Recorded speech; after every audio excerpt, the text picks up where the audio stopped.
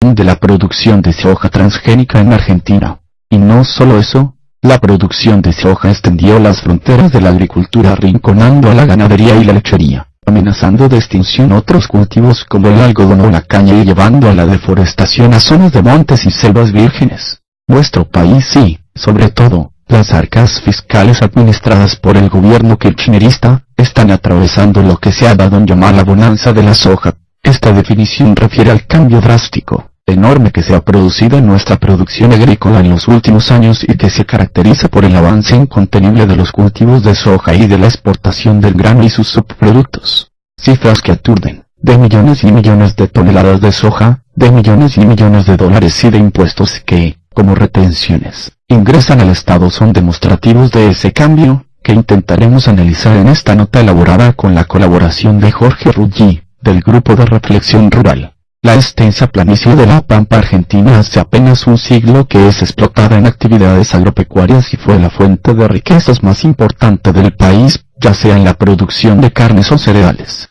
Desde esas llanuras, fuimos el granero del mundo, con una producción integrada, de carnes, cereales, legumbres, etc. Pero desde principios de los 90 la agricultura desplazó a la ganadería y, dentro de ella, la soja reemplazó al trigo, el maíz y el girasol.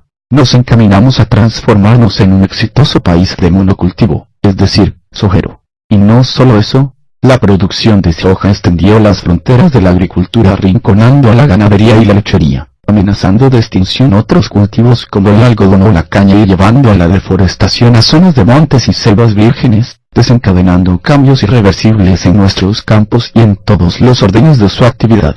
En 1970 el cultivo de soja en nuestros campos era algo tan exótico como un oso panda en la avenida Corrientes. Era una curiosidad agrícola que solo representaba el 1% de las áreas cultivadas y que no tenía grandes posibilidades de crecimiento. El cultivo fue creciendo lentamente hasta los años 90 cuando apareció la novedad de que una multinacional yanqui estaba lanzando al mercado una variedad de semilla de soja modificada genéticamente para hacerla resistente a los herbicidas, lo que haría que el costo de su producción y laboreo bajase drásticamente. Esta noticia corrió como un reguero, dado que el principal obstáculo del cultivo de soja era el gran costo del laboreo mecánico que había que realizar para combatir las hierbas que dificultaban su crecimiento, limitaban los rindes y encarecían los costos de producción.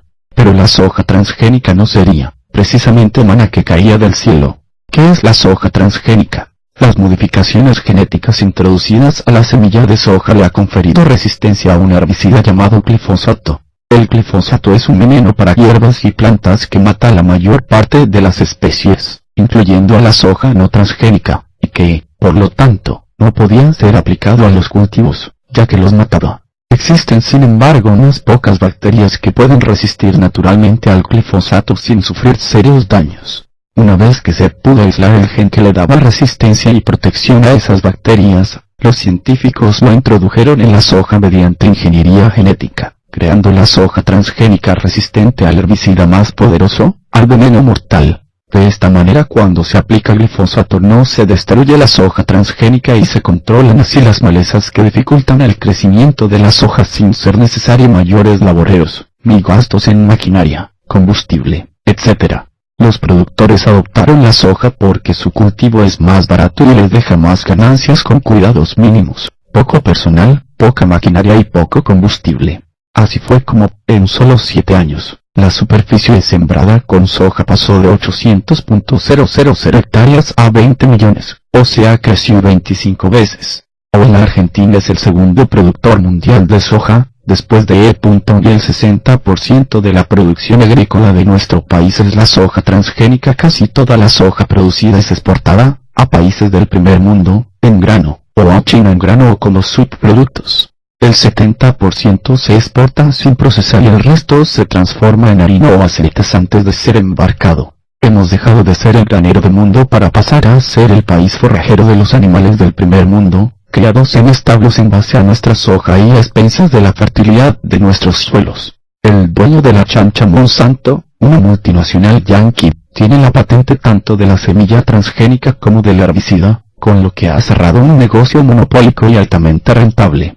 Al instalarse la cultura de la siembra directa, sembrar sin arar ni laborear el suelo, En base a un discurso aparentemente conservacionista de los suelos, se produjo una revolución entre los productores y una avalancha hacia la soja. Monsanto es la dueña de la chancha y no piensa largarla, ya que está a la caza de los que trafican con semillas originadas en las propias cosechas, que no le pagan tributo y de los que compiten con sus herbicidas. Y ahora va por más, ya que están en las fases finales de investigación de una semilla de soja, genéticamente modificada, para que no pueda ser utilizada más de una vez para la siembra, dado que el grano resultante de la cosecha será estéril para una nueva siembra. Entonces, la única semilla que se podrá utilizar será la de ellos.